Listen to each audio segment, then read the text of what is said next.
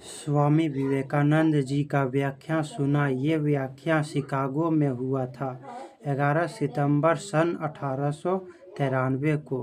Swami Vivekananda ji Chicago गए थे और वहाँ की धर्म संसद में जो कुछ उन्होंने बोल दिया वो अमेरिका के लिए एक तरह से धमाके जैसा था।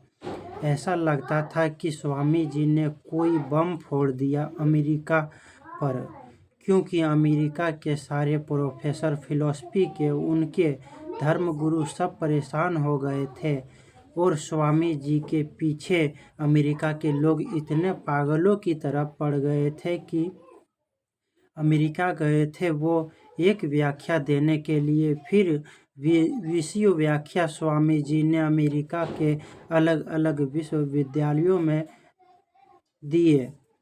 वैसा ही एक धमाका अमेरिका में लगभग 107 साल के बाद हुआ था। 11 सितंबर 2001 को हुआ।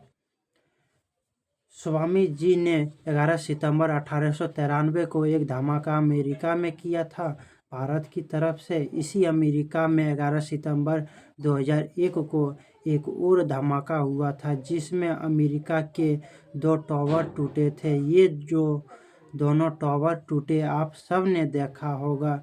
जिस दिन ये टावर टूटे थे, राजीव उस दिन मीडिया के साथ बात कर रहे थे, तो अखबार वालों ने राजीव जी से पूछा था कि राजीव भाई, आपको क्या लगता है ये अमेरिका में जो 2 टावर टूटे गए, ये घटना सवेरे की है, 8:30 बजे या फिर 8:45 बजे की है? और शाम को 3:30 बजे अखबार वाले सब आ गए और कहने लगे कि राजीव भाई, प्रतिक्रिया चाहिए आपकी। तो उस समय कहा था कि ये टावर टूटे नहीं है, तोड़े गए हैं, राजीव जी ने कहे थे। तो पत्रकार ने कहा कि किसने तोड़े हैं? ओसामा बिन लादेन ने। तो राजीव भाई ने कहते हैं कि ओसामा बिन लादेन की इतनी औकात नहीं है कि वो 2 टावर तोड़ पाए। अगर उसकी इतनी औकात होती तो अमेरिका से छुपते हुए कहीं गुफाओं में नहीं रह रहा होता, वो सारी दुनिया के सामने ताल ठोक के खड़ा होता। और आगे कहते हैं कि आप किसके बारे में कहना चाहते हैं? पत्रकार बोलते हैं। तो राजीव जी कहते हैं कि ये दोनों टावर जॉर्ज बुश ने ही तुड़वाया होगा या अमेरिका की सरकार ही इसमें शामिल होगी। तो अखबार वाले कहने लगे, कोई प्रूफ? तो राजीव जी ने कहा कि प्रूफ और डॉक्यूमेंट अभी नहीं है, क्योंकि सवेरे टावर टूटे हैं और शाम को आप बात कर रहे हैं। थोड़ा मुझे समय दे दो तो प्रूफ भी दे दूंगा। तो अखबार वाले बोले, कोई आधार बता दीजिए। तो राजीव जी ने कहा, मेरे पास एक पुराना डॉक्यूमेंट है, वो दिखा देता हूँ।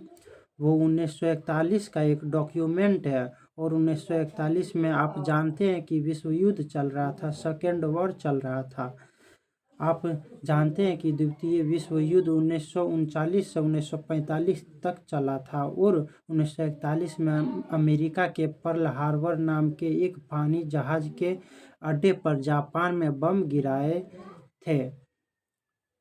ये बात सारी दुनिया जानती है, लेकिन वो बम 1950 में जाकर पता चला कि ये 2 अमेरिकी पायलटों ने गिराए थे और जापान का नाम लगाया था, लेकिन वो बम अमेरिका ने ही गिराए थे अमेरिका के ऊपर और जापान का नाम लगा दिया।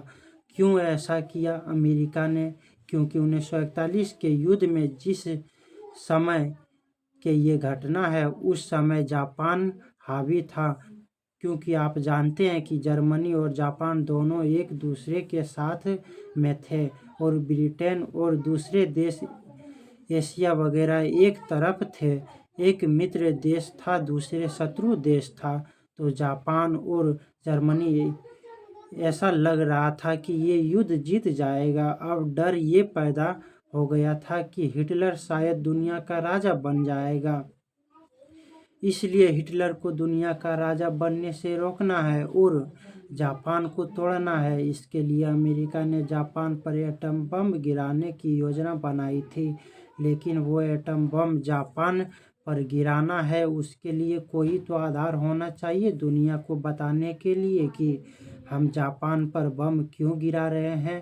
तो अमेरिका ने ये खबर फैलाई कि जापान ने पर्ल हार्बर पर अटैक किया, इसलिए अमेरिका जापान पर अटैक करेगा, और इस आधार पर जापान पर 2 एटम बम गिरा दिए, जिसमें 9 लाख जापानी तो एक ही दिन में मर गए थे और करीब करीब 90 लाख से ज़्यादा पिछले 50 सालों में मरे हैं।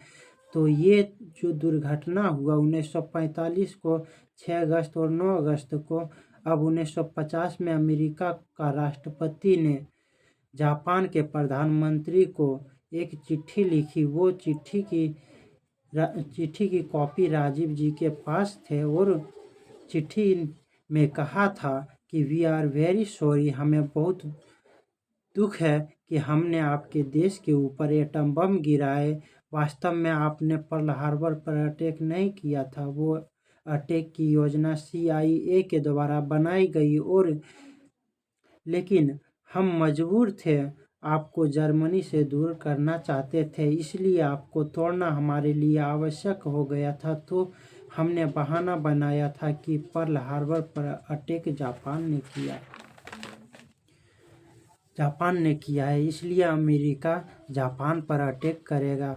वास्तव में आपने पर्ल हार्बर पर अटैक नहीं किया था। दुनिया को हमने जो फोटोग्राफ जारी किए थे हवाई जहाज से बम गिराते हुए, वो फोटोग्राफ में जापान के 2 नागरिकों को पायलट की सीट पर बांध कर बिठाया हुआ था, साथ में अमेरिकन बैठे हुए थे और दुनिया को चिट्ठी और फोटो दिखाए कि ये जापानी है जो बम गिरा रहे हैं। वास्तव में वो अमेरिकन्स ने गिराए थे। इसमें आपके देश का बहुत नुकसान हुआ है, हम आपके नुकसान की भरपाई कर चुके हैं, हम आपको मदद दे चुके हैं, आगे भी देते रहेंगे, लेकिन अब हमें ऐसा लगता है कि आपसे हम माफ़ी मांग ले, क्षमा मांग ले। आगे के संबंध अमेरिका और जापान के अच्छे बनाने के लिए मैं एक योजना प्रस्तुत करता हूं, और वो योजना ये है कि अगले 100 साल तक अमेरिका जापान की सुरक्षा करेगा, और जापान के लिए आर्मी की कभी भी ज़रूरत पड़ेगी तो अमेरिका अपनी आर्मी देगा। आप कृपया हमें उसके लिए माफ़ करें। आपको याद है दोनों टावर बिल्कुल सीधा धड़-धड़ करके गिरा था, ऊपर से नीचे गिरा था। राजीव जी ने टाइम कैलकुलेट किया और CNN की लाइब्रेरी से वीडियो मंगाया। टावर के गिरने का एग्जैक्ट नॉर्थ टावर 8.4 सेकंड में गिर गया। पूरा टावर ऐसा लगता था कि रेत का महल हो। 8.4 सेकंड में 110 मंजिल टावर कब गिर सकता है?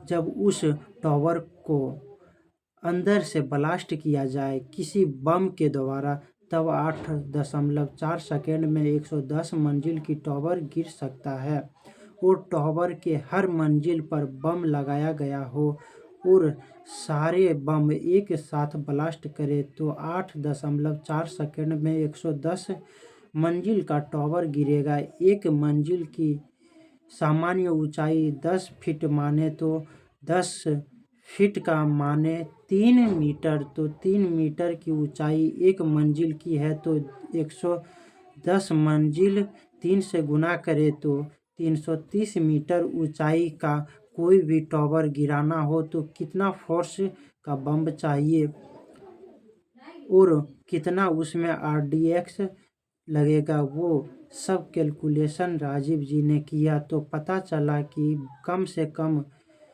440 बम होनी चाहिए, तब जाकर वो 8.4 सेकंड में गिरेगा, और वो 440 बम हर फ्लोर पर 4 बम होनी चाहिए, और उनका कनेक्शन किसी मदर बम के साथ होनी चाहिए।